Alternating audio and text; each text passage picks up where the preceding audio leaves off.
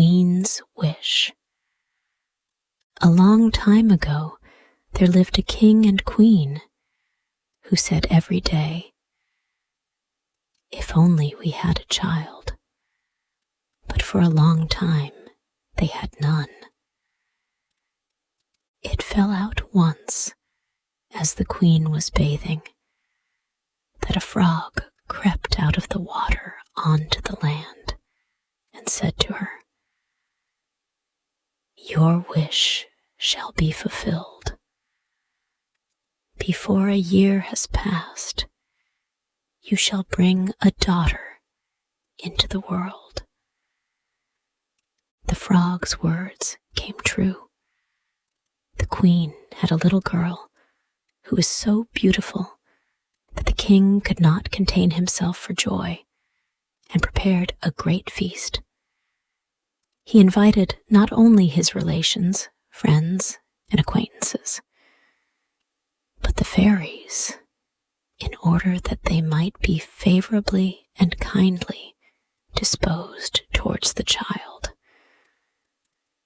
There were 13 of them in the kingdom, but as the king had only 12 golden plates for them to eat from, one of the fairies had to stay at home. The feast was held with all splendor, and when it came to an end, the fairies all presented the child with a magic gift. One gave her virtue, another beauty, a third riches, and so on, with everything in the world that she could wish for. When 11 of the fairies had said their say, the 13th suddenly appeared. She wanted to revenge herself for not having been invited. Without greeting anyone, or even glancing at the company, she called out in a loud voice, "The princess shall prick herself with a distaff in her 15th year, and shall fall down dead." And without another word, she turned and left the hall. Everyone was terror-struck, but the 12th fairy, whose wish was still unspoken, stepped forward. She could not cancel the curse, but could only soften it, so she said, "It shall not be death, but a deep sleep lasting 100 years, into which your daughter shall fall." The fairy casts her curse. The 13th fairy. The king was so anxious to guard his dear child from the misfortune that he sent out a command that all the distaffs in the whole kingdom should be burned. The king could not contain himself for joy. As time went on, all the promises of the fairies came true. The princess grew up so beautiful, modest, kind, and clever that everyone who saw her could not but love her. Now it happened that on the very day when she was 15 years old, the king and queen were away from home, and the princess was left quite alone in the castle.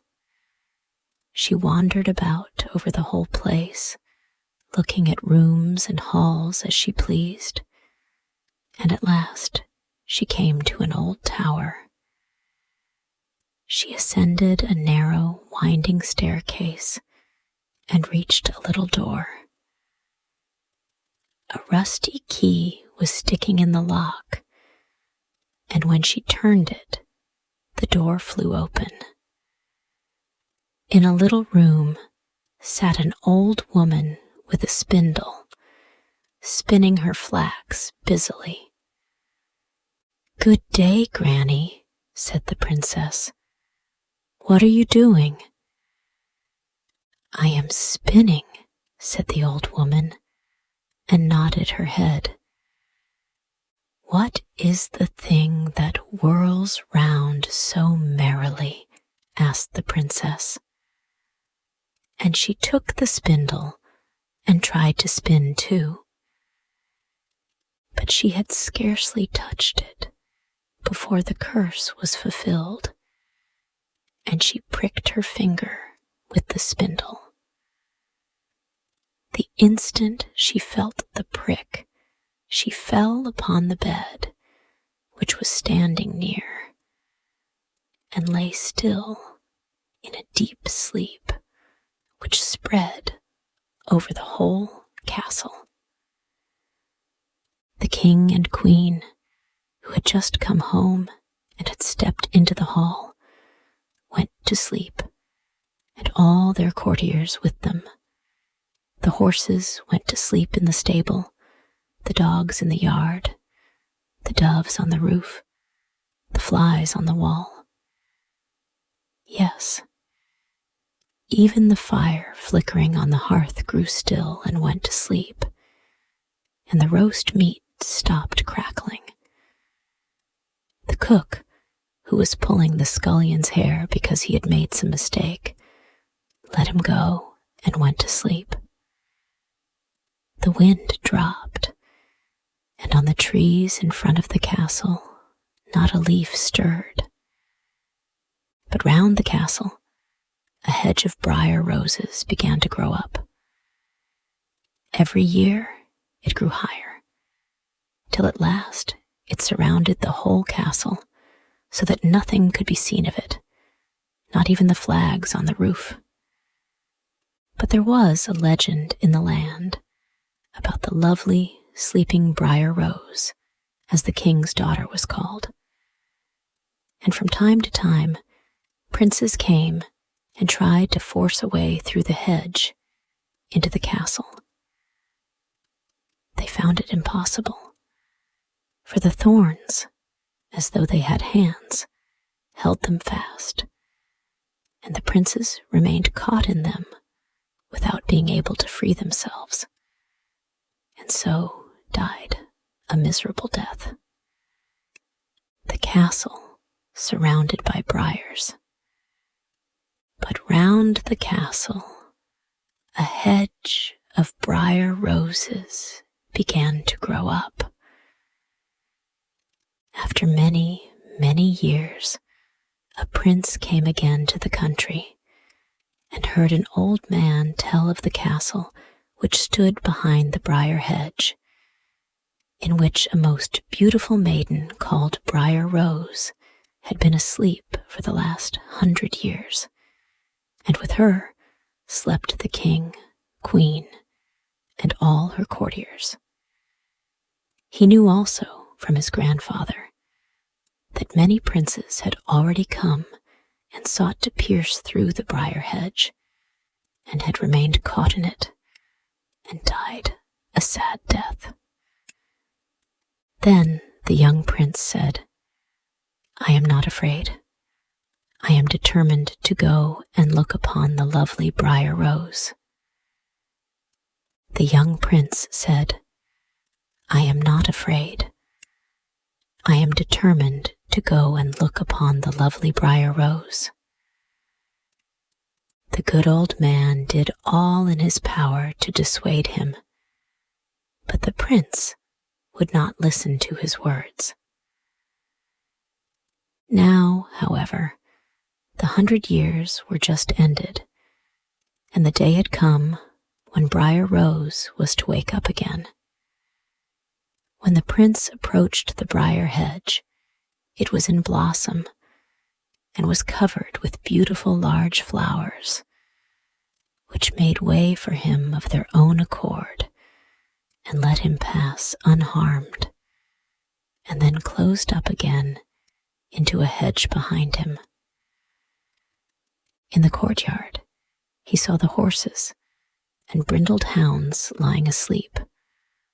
On the roof sat the doves with their heads under their wings, and when he went into the house, the flies were asleep on the walls, and near the throne lay the king and queen.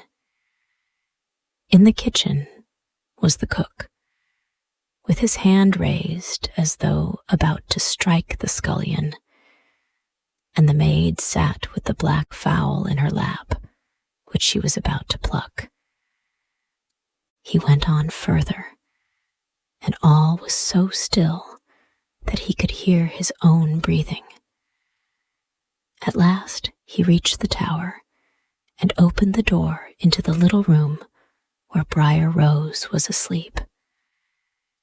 There she lay, looking so beautiful that he could not take his eyes off her.